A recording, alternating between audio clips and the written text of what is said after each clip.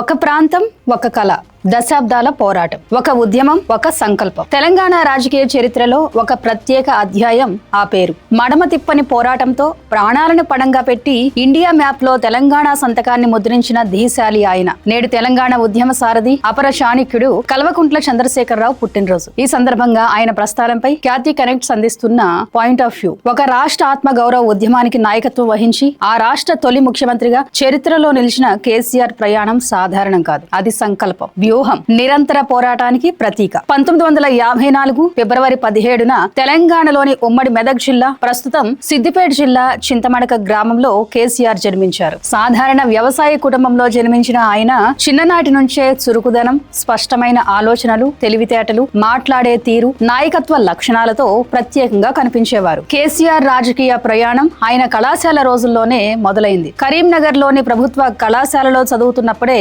విద్యార్థి సంఘం నాయకుడిగా చురుగ్గా ఉండేవారు. ఆ సమయంలోనే ఆయనలోని నాయకత్వ లక్షణాలు, అనర్గళంగా మాట్లాడే శక్తి బయటపడ్డాయి. 1970వ దశకంలోనే కేసీఆర్ రాజకీయ రంగ ప్రవేశం చేశారు. మొదట ఆయన కాంగ్రెస్ పార్టీలో చేరారు. అప్పట్లో సంజయ్ గాంధీ ప్రభావంతో యూత్ కాంగ్రెస్ లో కీలకంగా పనిచేశారు. మెదక్ జిల్లాకు చెందిన అప్పటి సీనియర్ నేత ఆనంతుల మదన్ మోహన్ కి కేసీఆర్ ముఖ్య అనుచరుడిగా ఉండేవారు. 1982లో ఎన్టీ రామారావు గారు తెలుగుదేశం పార్టీ స్థాపించినప్పుడు కేసీఆర్ ఆ పార్టీ వైపు ఆకర్షితులయ్యారు. 1983లో సిద్దిపేట నియోజకవర్గం నుంచి స్వతంత్ర అభ్యర్థిగా కేసీఆర్ మదన్ మోహన్ పై పోటీ చేసి స్వల్ప ఓట్ల తేడాతో ఓడిపోయారు. ఆ తర్వాత టీడీపీలో చేరి 1985లో అదే సిద్దిపేట నుంచి మొదటిసారి ఎమ్మెల్యేగా విజయం సాధించారు. అప్పటి నుంచి సిద్దిపేట ఆయనకు కంచుకోటగా మారింది. ఆయన మాట్లాడే తీరు, అసెంబ్లీలో తెలంగాణ ప్రాంత సమస్యలపై గళమెత్తిన విధానం ఆయనకు ప్రత్యేక గుర్తింపు తెచ్చింది. ఆ తర్వాత ఉమ్మడి ఆంధ్రప్రదేశ్ లో టీడీపీ ప్రభుత్వంలో తనదైన ముద్ర వేశారు కేసీఆర్. ఎన్టీఆర్ మరియు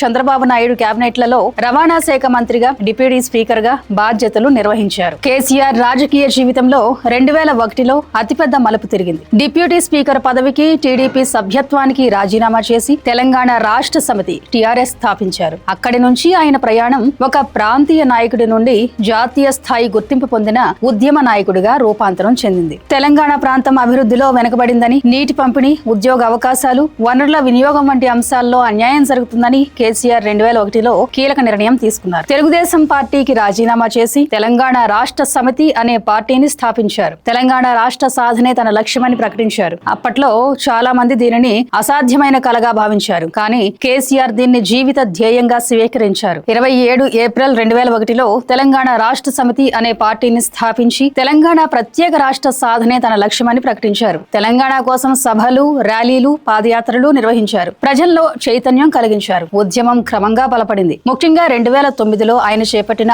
ఆమరణ నిరాహార దీక్ష తెలంగాణ ఉద్యమాన్ని జాతీయ స్థాయికి తీసుకెళ్లింది. ఆయన ఆరోగ్యం క్షీణించడంతో రాష్ట్ర వ్యాప్తంగా ఆందోళనలు ఉధృతమయ్యాయి. విద్యార్థులు, ఉద్యోగులు, రైతులు, మహిళలు, ఇలా ప్రతి వర్గం ఉద్యమంలో భాగమైంది. చివరికి కేంద్ర ప్రభుత్వం తెలంగాణ రాష్ట్ర ఏర్పాటుకు అంగీకరించాల్సి వచ్చింది. 2014 జూన్ 2న తెలంగాణ రాష్ట్రం అధికారికంగా ఏర్పడింది. ఆ రోజు తెలంగాణ ప్రజల కళ నిజమైంది. అదే రోజున కేసీఆర్ తెలంగాణ తొలి ముఖ్యమంత్రిగా ప్రమాణ స్వీకారం చేశారు. కేసీఆర్ పాలనలో రైతు సంక్షేమం ప్రధాన అంశంగా నిలిచింది. రైతు బంధు, రైతు బీమా వంటి పథకాలు దేశానికి ఆదర్శంగా నిలిచాయి. మిషన్ భగీరథ ద్వారా ప్రతి ఇంటికి తాగునీరు అందించాలనే లక్ష్యంతో భారీ ప్రాజెక్టులు చేపట్టారు. కేసీఆర్ పాలనలో అత్యంత ప్రాధాన్యత సంతరించుకున్న రంగం వ్యవసాయం. ఉమ్మడి రాష్ట్రంలో కరువుతో అల్లాడిన తెలంగాణను అన్నపూర్ణగా మార్చారు. కాళేశ్వరం ప్రాజెక్టుతో తెలంగాణ వ్యవసాయ రంగాన్ని బలోపేతం చేశారు. ప్రపంచంలోనే అతిపెద్ద మల్టీ స్టేజ్ లిఫ్ట్ ఇరిగేషన్ ప్రాజెక్టుగా కాళేశ్వరాన్ని రికార్డు సమయంలో పూర్తి చేశారు. ఇది ఉత్తర తెలంగాణ రూపురేఖలను మార్చేసింది.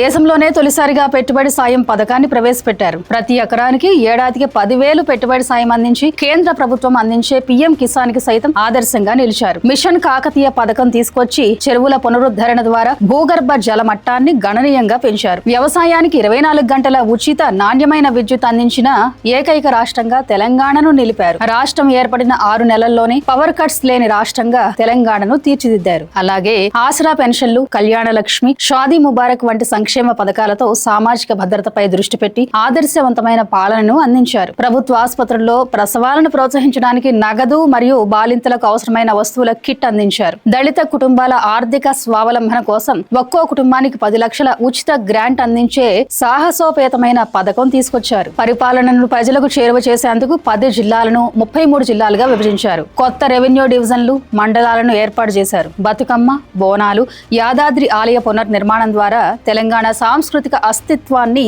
రాజకీయాల్లో ఒక బలమైన శక్తిగా మార్చారు. ప్రతిపక్షాలు కోలుకోకముందే 2018లో ముందస్తు ఎన్నికలకు వెళ్లి భారీ మెజార్టీతో రెండోసారి అధికారాన్ని చేజెక్కించుకున్నారు. 2018లో జరిగిన అసెంబ్లీ ఎన్నికల్లో మళ్లీ ఘన విజయం సాధించి రెండోసారి ముఖ్యమంత్రిగా బాధ్యతలు చేపట్టారు. 2022లో టీఆర్ఎస్ ను భారత రాష్ట్ర సమితిగా మార్చి జాతీయ రాజకీయాల్లోకి ప్రవేశించే ప్రయత్నం చేశారు. అబ్కీ బార్ కిసాన్ సర్కార్ నినాదంతో ఇతర రాష్ట్రాల్లో కూడా విస్తరించే ప్రయత్నం చేశారు. దశాబ్ద కాలం తిరుగులేని నేతగా వెలిగిన కేసీఆర్ 2023 అసెంబ్లీ ఎన్నికల్లో అధికారాన్ని కోల్పోయారు. నిరుద్యోగ సమస్య, పేపర్ లీకేజీలు, ధరణి పోర్టల్లోని లోపాలు మరియు కుటుంబ పాలన అనే ఆరోపణలు ఆయన ఓటమికి కారణాలుగా రాజకీయ విశ్లేషకులు చెబుతుంటారు. కానీ తెలంగాణ రాజకీయాల్లో ఆయన ప్రభావం కొనసాగుతూనే ఉంది. కేసీఆర్ ను అభిమానించే వారు తెలంగాణ తండ్రిగా గౌరవిస్తారు. విమర్శకులు కూడా తెలంగాణ రాష్ట్ర సాధనలో ఆయన పాత్రను అంగీకరిస్తారు. తెలంగాణ చరిత్రను అర్థం చేసుకోవాలంటే కేసీఆర్ జీవితం తెలుసుకోవాల్సిందే. కేసీఆర్ తెలంగాణ రాష్ట్ర ఆత్మ గౌరవ చరిత్ర. తెలంగాణ గురించి మాట్లాడితే కేసీఆర్ పేరు తప్పనిసరిగా వినిపిస్తుంది. ఎందుకంటే